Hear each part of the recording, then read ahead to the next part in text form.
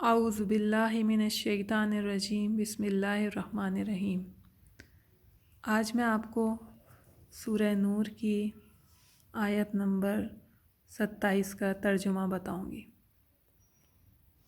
اس سے آپ کو پتہ چلے گا کہ گھروں میں داخل ہونے کے آداب کیا ہوتے ہیں۔ اللہ تعالیٰ نے قرآن مجید کے ذریعے اور اپنے پیارے رسول صلی اللہ علیہ وآلہ وسلم کے ذریعے تمام دینی اور دنیاوی باتیں ہمیں سمجھائی ہیں۔ تو چلیں اب شروعات کرتے ہیں۔ اعوذ باللہ من الشیطان الرجیم بسم اللہ الرحمن الرحیم۔ یہ آیت شروع ہوتی ہے یا ایھا الذین سے، یعنی اے ایمان والوں، اپنے گھروں کے سوا اور گھروں میں نہ جاؤ جب تک اجازت نہ لے لو، اور ان کے ساکنوں پر سلام نہ کر لو، یہ تمہارے لیے بہتر ہے کہ تم دھیان کرو۔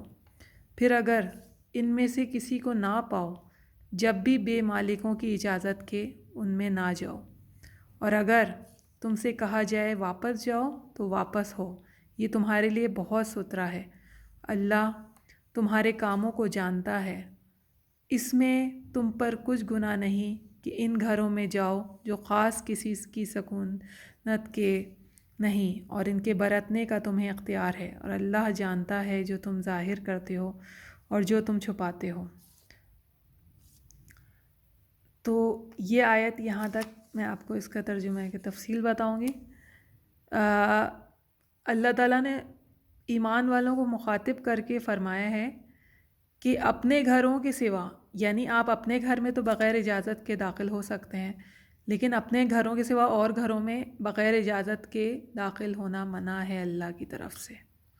صاف صاف آیت میں اللہ نے خود فرمایا ہے کہ گھروں میں نہ جاؤ جب تک اجازت نہ لے لو، اور پھر داخل ہونے کے بعد سلام کرنے کا حکم ہے کہ جب آپ کسی کے گھر جائیں تو سلام کریں ان کو، یہ تمہارے لیے بہتر ہے کہ تم دھیان کرو۔ یعنی ہمیں اس بات پر دھیان دینا چاہیے کہ ہم جب کہیں جائیں کسی کے گھر میں داخل ہوں تو ان سب کو سلام کریں۔ پھر اگر کسی ایسے گھر میں جس میں کسی کو نہ پائیں ہم، جب بھی مالک کی اجازت جب تک ہم نہ لے لیں اس میں نہ جائیں۔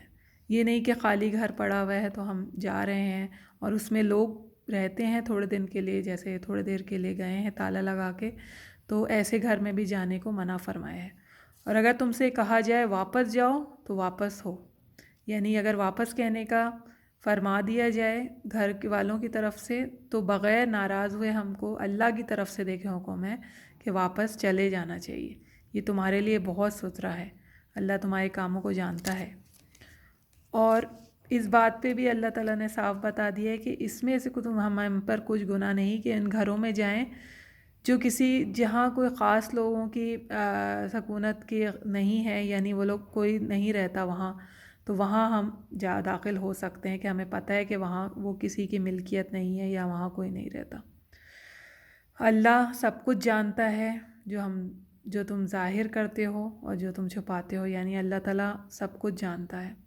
تو ہمیں چاہے کوئی دیکھ رہا ہو چاہے نہیں دیکھ رہا ہو، ان تمام باتوں کا خیال کرنا چاہیے۔ جزاک اللہ خیر۔